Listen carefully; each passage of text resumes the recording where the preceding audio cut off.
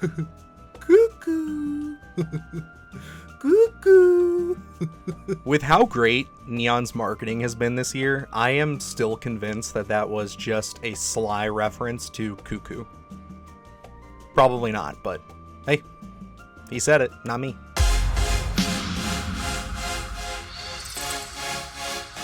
Good evening, campers, dreamers, and babysitters, and I am back with another recommendation list.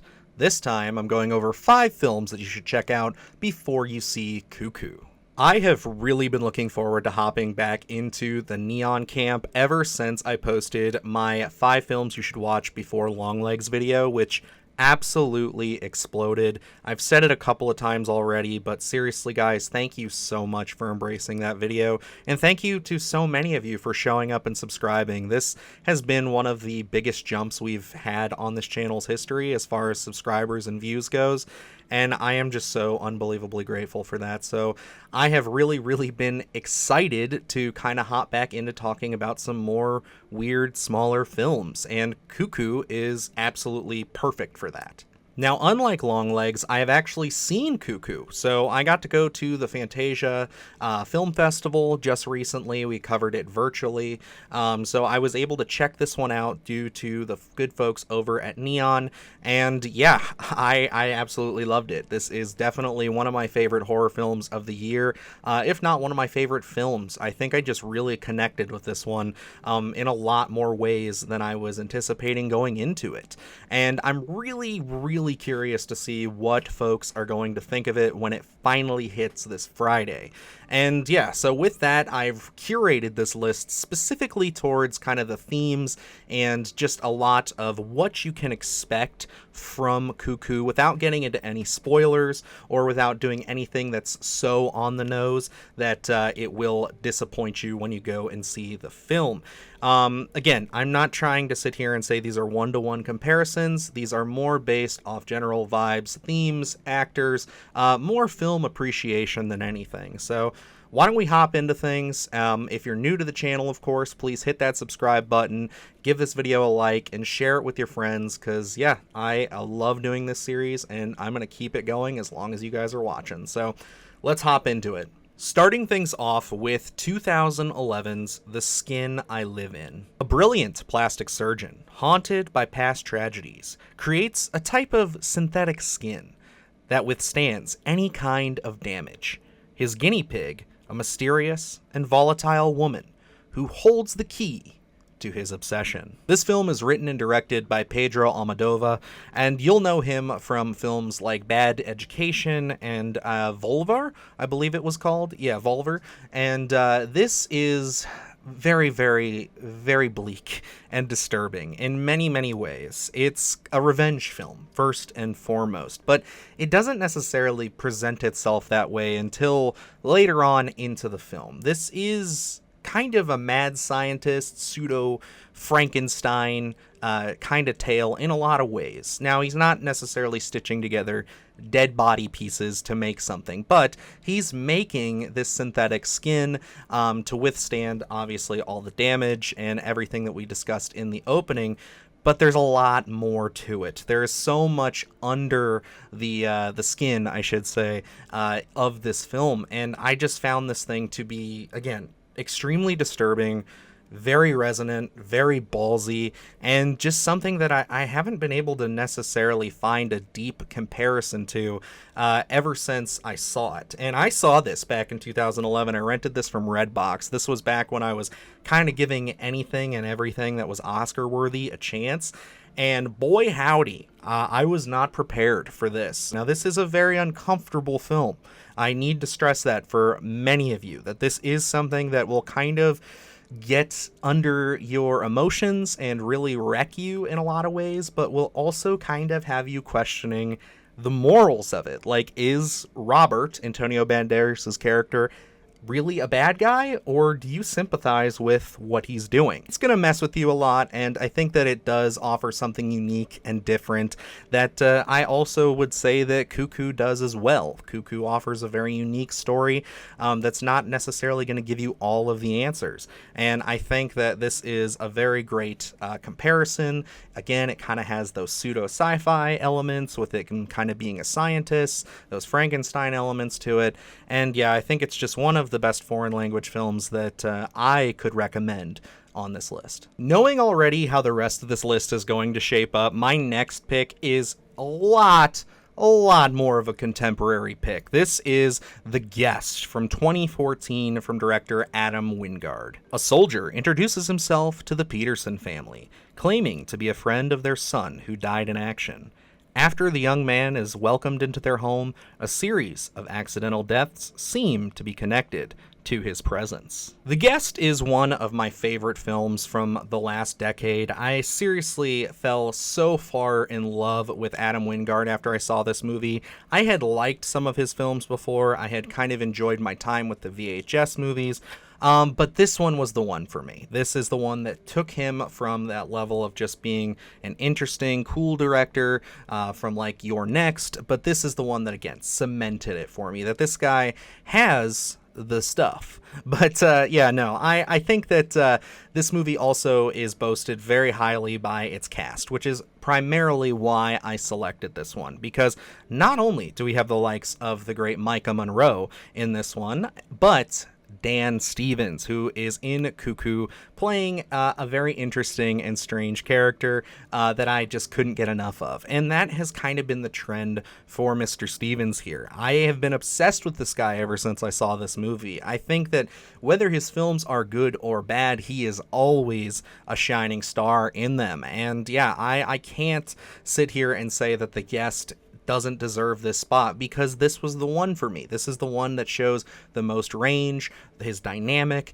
and just what he's able to do. Yes, this isn't as weird or strange or really in with the tones of Cuckoo, but again, if we're talking about performances that I think need to be appreciated, I think it's good to go back and look at The Guest and just see how much range Dan Stevens has.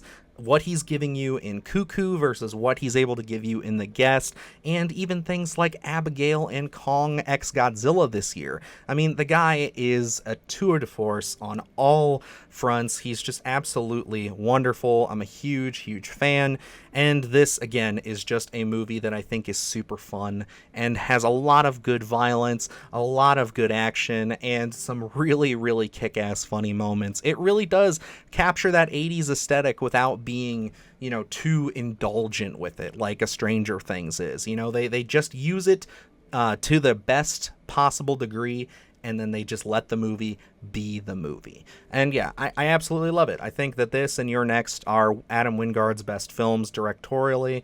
And yeah, again, Dan Stevens, he's won my heart, and he will win your heart in Cuckoo, and he will win your heart in The Guest. Coming up next, we have 2023's Infinity Pool, directed by Brandon Cronenberg. James and M. Foster are enjoying an all-inclusive beach vacation in the fictional island of Latolka when a fatal accident exposes the resort's perverse subculture of hedonistic tourism. Reckless violence and surreal horrors ensue. When watching Cuckoo, I definitely made the comparison to Infinity Pool in a lot of ways.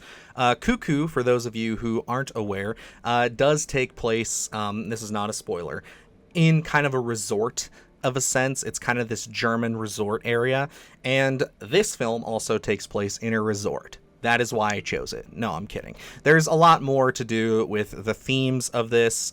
This has one of the most interesting and kind of surrealist, horrific plots that I've seen in a long time. And I only say that because this kind of does put, again, very much your morals in check of what would you do if you found yourself in this situation. And Infinity Pool is very much that film. This is a movie where basically people go on vacation, and if they end up outside of the resort, They can essentially treat it like Grand Theft Auto. That's the best way I can sum it up for you. You can do things as long as you have the wealth to pay for it, and you can just kind of live, recklessly and do dangerous things and hurt people. Because at the end of the day, when it comes time to kind of pay the toll or pay for your sins in a sense, you can just pay to have yourself cloned, and your clone is the one who takes kind of the punishment for you in a sense. And I love that. I think that that is such a unique and crazy idea, and I think that Brandon Cronenberg absolutely nails it in this film. We also have the great Mia Goth in here, who just gives another wonderful performance. I mean, she has been on such a hot streak. She gets so crazy in this at one point. I'm sure you guys have seen the memes of her on the hood of the car. That's all I will say, because it's absolutely wild. But I think that her and Alexander Skarsgård play off of each other so well. I think that they have a lot of chemistry and some very uncomfortable chemistry at it. And yeah, I think that this is just one of the films from last year that is really going to stick with me. When I sit back and I look at some of these movies that popped up on my top 10, this one actually only made it into my honorable mentions. But even going back now, I would say that I'd like to go back and kind of correct that, because I think that this film offers so much intrigue when it comes to exploring it and diving into these themes and going back and appreciating these performances. So I absolutely have to recommend Infinity Pool. This is another Neon production as well, so you can kind of see they're in the same wheelhouse. And I think that if you haven't seen this movie, check it out, because again, it's intense, it's surreal, it's horror, it's mystery, it's all kind of there, and I absolutely adore it. Coming into my second to last pick, we have You Were Never Really Here. A traumatized veteran, unafraid of violence, tracks down missing girls for a living. When a job spins out of control, Joe's nightmares overtake him as a conspiracy is uncovered, leading to what could be his death trip or his awakening. Lynn Ramsey, for those of you who know her as a filmmaker who is not afraid, once again, to push the envelope of a few things. For those of you who don't know her, you should check out films like We Need to Talk About Kevin and Ratcatcher. She's somebody who makes movies that are absolutely for her understanding, and she does not give a shit if we fully get it, fully grasp it. But damn, are these great to study. And I think that You Were Never Really Here is one of her best. I think that this film not only has similar themes to Cuckoo in the sense of our main character kind of needing to almost play a surrogate parent to a younger sibling or a child, but I think that this film absolutely brings out some of those surreal kind of mind twister, mind bending, moments to it. Because Cuckoo has a lot of that as well. There's a lot of things in Cuckoo that, will have you kind of questioning, is this really happening, or is our character kind of in their own head? You Were Never Really Here is very much that movie. You don't know for a lot of it if what we are seeing is essentially in Joaquin Phoenix's character Joe's head, or if this is something that, he's actually participating in. Now, some of those walking nightmares, I would call them, are very much that didn't happen. There's no way that could happen. But then there's ones that, they have you kind of questioning things. And, Joaquin Phoenix, we all know him as the Joker and many, many other roles that he took. I will always remember him from Signs. But I think that this is just one of his best and most underrated roles. I think that he gets really raw here, and he's really rough. The violence and the action in here, I would compare it to films like Drive, where it's really going to show the gore and it's not afraid to. Because, yeah, Joe is not a good person. He's doing things that are morally correct. But at the end of the day, he's still murdering people. And, who's to say that he's done that, the correct way his entire career? We don't know. And yeah, I think that the kind of the story that unfolds here is very, again, deep. It's very psychological. It's very interesting. And I highly recommend that if you haven't gotten a chance to see this one and you love films that kind of, again, take you on not only a journey through a damaged character's mind, but also on kind of this, surrogate father-daughter tale. It's kind of like Logan for adults. I'm just kidding. I love Logan, but this is very much a much darker movie. And yeah, they don't shy away from the darkness of the world that they're living in. And yeah, I just absolutely find myself captivated each time I watch this, even though I will say this will probably take at least a watch or two before you fully grasp what's going on. Maybe not for you, maybe I'm just an idiot, but I had to watch this one multiple times, but each time I do, I liked it more and more.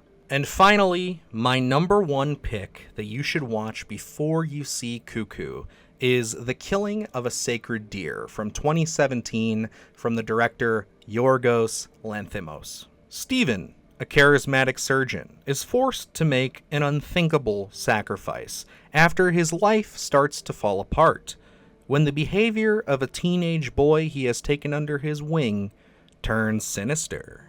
Yorgos Lanthimos is one of my favorite working filmmakers today. I mean, from everything that he's done, he really has kind of hit so many different genres, and he has just been an expert in all of these fields. Now, one thing that is consistent about his work, no matter what genre he's kind of tackling, is it's going to be strange, it's going to be weird, and very uncomfortable at times. But they're very human stories. Now, I would say Killing of a Sacred Deer is probably, in my opinion, his scariest film. I know some people might point to like Alps or Dogtooth, but I think that this film just has this kind of foreboding doom around it, where we have a character played by Colin Farrell who is Stephen Murphy and his family, and Stephen has to atone for some mistakes, for some sins that he's kind of been lying to himself about for some time. And when Barry Keoghan's character, Martin, comes into the picture, we start to get a sense that Martin, he's got something going on with him, and I don't know whether he is a god or whether he is just had power bestowed upon him, but the dude is absolutely connected in some way that he is able to make some pretty horrific things happen. And there is a moment in this film that as a parent now, I sit back and I watch again and I just shudder, because it's like, how could you make a decision like this? And it is tough. And I think that this film captures kind of the doom, again, like I said before, this foreboding doom that you absolutely find in Cuckoo. I think that the themes in this movie are relatively similar. While this one takes kind of, again, a more grand approach and Cuckoo seems to be a bit more contained, we're kind of watching this element or this subsection of the universe that we just don't quite understand, but some of the characters seem to. And it's kind of collecting that information and trying to figure it out that makes this film so much fun for me. On top of that, it is just strange. Like, it's just one of those things where he sets these worlds up that imitate us, but probably in a more awkward and honest way than I think anybody is willing to put up with. I absolutely love his work, and I think that between this and The Lobster is probably still my favorite, but this just being a little bit more into the horror realm always gets me to sit back and rewatch it. And yeah, as I was watching Cuckoo, I could only think that, wow, Tillman Singer is absolutely pulling from that same space that Yorgos Lanthimos is, again, with his own approach, with his own twist to it. But I think that nonetheless, if you're gonna watch Cuckoo, you should definitely check this out as well. Because at the end of the day, I think that this is going to be one of those films that even if you don't resonate with it at first, it's not going to leave your mind. It's not going to be a wasted experience. So there you have it, folks. There are 5 films I recommend you check out before you watch Cuckoo, or after. I mean, I just title it that way. You can really watch these whenever. They're great films nonetheless. And yeah, again, I enjoyed this list. This was a lot of fun. I really, really like kind of getting to express my thoughts and feelings on movies that aren't just horror, but definitely have themes that will shock you and disturb you. So I really enjoy being able to kind of, broaden the horizons, as I was able to do with the last few lists, and hopefully for many more to come. So again, if you guys like this, this and you want to see more of this content, please hit that like button, subscribe to the channel, show some support. It would mean the world to us. And let's try to get this one up there. I think that maybe Longlegs was kind of, a genie in a bottle in a sense. Maybe we can pull it out again. I don't know.